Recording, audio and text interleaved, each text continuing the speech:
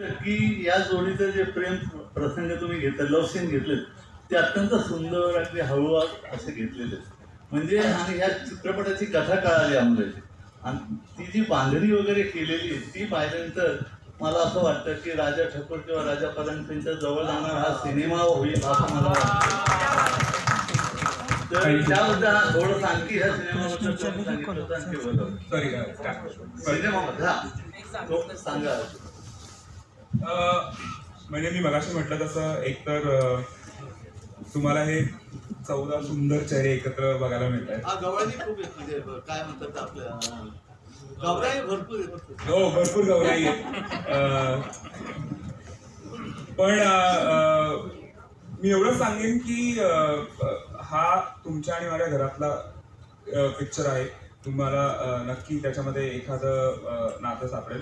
आणि हा पिक्चर करण्यामागचं एक मेन कारण म्हणजे की एकत्र कुटुंबाची जी गंमत आहे किंवा त्याचा जो महत्व आहे जो माझ्या पिढीने अनुभवलेला आहे पण नवीन पिढीला तो नाही माहिती आहे.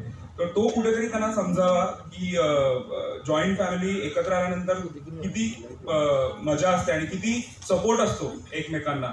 कारण आत्ताच्या सगळ्या फॅमिलीज न्यूक्लिअर होत चाललेल्या आहेत आणि नवीन जनरेशनला कल्चरही माहीत नाहीये. सो ह्या दोन गोष्टी कुठेतरी असं मनात ठेवून मी प्रयत्न केलेला आहे की ऍटलिस्ट नवीन पिढीला आपली परंपरा दिसेल आणि एक एकत्र कुटुंबाचं महत्व कळेल.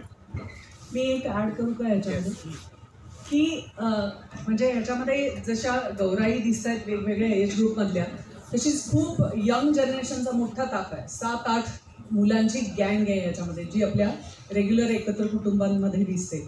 पण ह्या चित्रपटाची स्पेशालिटी जी यंग डिरेक्टरनी यंग जनरेशनला जे रिप्रेझेंट केलं आहे ह्या चित्रपटात ते खरंच बघण्यासारखं आहे. आजकाल काय असतं नुसतं आपण पिढ्या प्रथा जपल्या पाहिजे, जुनं ते सोनं असतं वगैरे असं सांगत जातो, पण नव्यांकडनं सुद्धा घेण्यासारखं काही असतं. म्हणजे तुम्ही मगाशी मला जो प्रश्न विचारलात की नवीन पिढीकडनं कसं वाटलं, तर ह्या नव्या पिढीकडनं संपूर्ण ऑडियन्सला काहीतरी घेण्यासारखं आहे असं सुद्धा काहीतरी या चित्रपटात आहे. पण ते त्याच्याकरता तुम्हाला हा चित्रपट पाहावा लागेल.